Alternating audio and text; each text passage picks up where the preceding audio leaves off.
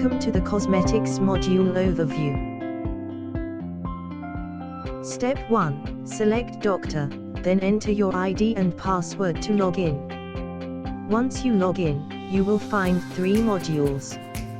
Step 2. Select Patient to preview all of your patient's data. You can search using the name or file number, or by simply clicking Search and selecting the patient. Here you can preview profile, history, visits, insurance and so on.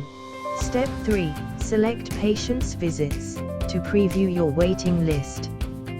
Click on the patient's name to open the cosmetics chart, then select the body part you want. Then you need to select the type and name of charges. These charges are based on your price setup. Then click Generate, in order to be able to draw.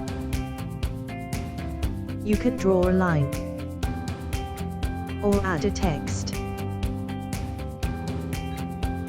Also, you can easily erase or redo. Then click Close Visit, to generate billing. Step 4. Click Appointments. Here you can manage your appointments throughout the day. You can have a weekly preview as well. And the coloring code define your patient's status. That's all regarding the cosmetics module. Thank you for watching.